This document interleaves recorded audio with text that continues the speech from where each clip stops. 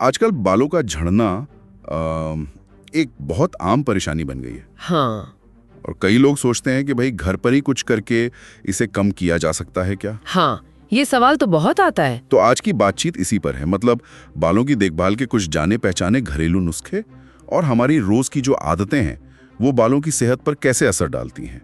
चलिए इस विषय को थोड़ा और समझते हैं। जरूर। जैसे सबसे पहले एक चीज जो बहुत सुनने में आती है, प्याज और करी पत्ते का मास्क। हाँ, प्याज का रस। कहते हैं कि प्याज में सल्फर होता है बालों के लिए अच्छा, हाँ और करी पत्ते में एंटीऑक्सीडेंट्स, तो लोग इसका रस और पेस्ट बना के लगाते हैं। हाँ, ये प्याज वाली बात दिलचस्प है। देखिए, प्याज के रस से ना हल्की सी जलन या इरिटेशन होती है स्कैल्प पर। अच्छा। हाँ, तो हो सकता है उससे खून का बहाव थोड़ा बढ़े और बालों की जड़ों को हल्की सी उत्तेजना मिले। कुछ मेडिकल ट्रीटमेंट भी है जो इसी सिद्धांत पर काम करते हैं, मतलब हल्की जलन पैदा करके।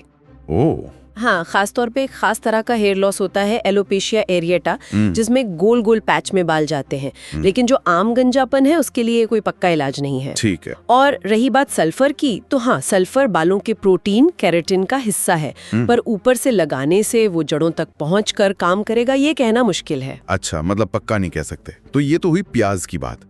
एक और चीज लोग इस्तेमाल करते हैं वो है मेथी दाना और गुड़हल के फूल का मास्क। हाँ, मेथी और गुड़हल ये भी पारंपरिक नुस्खों में बहुत चलते हैं। हाँ, कहते हैं मेथी में आयरन और प्रोटीन है और गुड़हल खून का बहाव बेहतर करता है। देखिए, मेथी में प्रोटीन होता है तो शायद वो बालों को ऊपर से थोड़ी मजबूती या कोटिंग दे दे। हाँ। पर स्किन के जरिए आयरन या प्रोटीन जड़ों तक पहुंचे और असर करे, इसका कोई ठोस वैज्ञानिक सबूत नहीं है। अच्छा। हाँ, हल्की मालिश जब करते हैं मास्क लगाते हुए, उससे खून का बहाव जरूर थोड़ा बेहतर हो सकता है। समझ गया।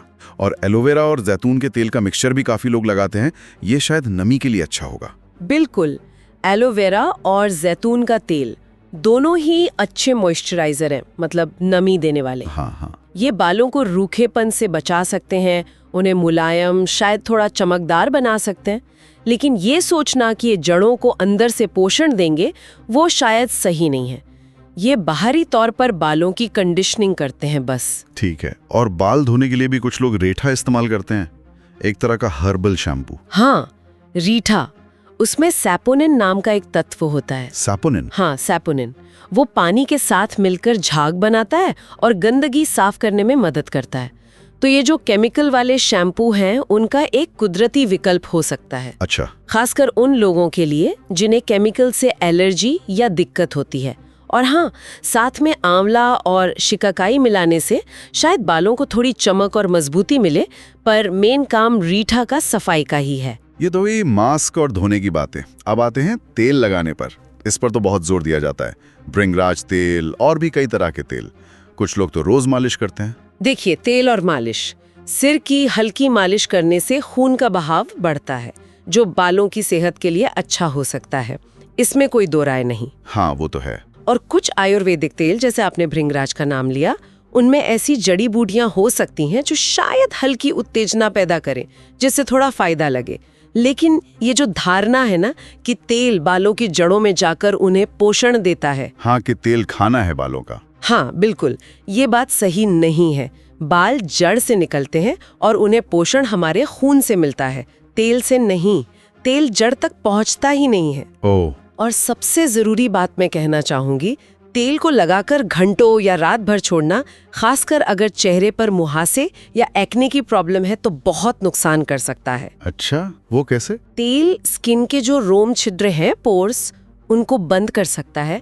इससे चेहरे पर पिंपल्स आ सकते हैं और कई बार तो ठीक होने के बाद गड्ढे भी रह जाते हैं। अरे बाप रे। तो बेहतर है कि तेल लगाकर 15-20 मिनट रखें या ज्यादा से ज्यादा आधा घंटा, और फिर धो लें। इसे पोषण का सोर्स ना समझें, बस एक आराम देने का या बालों को ऊपर से कंडीशन करने का तरीका मान सकते हैं। हाँ, ये तेल वाली बात समझना तो वाकई बहुत जरूरी है, क्योंकि ये बहुत ही आम धारणा है लोगों में। बिल्कुल। तो इसका मतलब ये हुआ कि सिर्फ बाहर से चीजें लगाना ही काफी नहीं है, अंदरूनी सेहत भी बहुत ज्यादा मायने रखती है। एकदम सही। असल में बालों का झड़ना रोकने या कम करने के लिए हमारी जीवन शैली, हमारा लाइफस्टाइल सबसे अहम है। जैसे संतुलित खाना, जिसमें प्रोटीन हो, दालें, अंडे, पनीर, सोयाबीन, हरी सब्जियां हो, विटामिन और मिनरल सही मात्रा में मिले। हाँ, खूब पानी पीना चाहिए। और हाँ, बहुत ज्यादा डाइटिंग करना या लंबे व्रत रखना, जिससे शरीर में पोषक तत्वों की कमी हो जाए, उसका सीधा असर बालों पर पड़ता है। बाल झड़ने लगते हैं। और तनाव, स्ट्रेस का भी असर होता है ना? हाँ, तनाव तो एक बहुत बड़ा कारण है आजकल।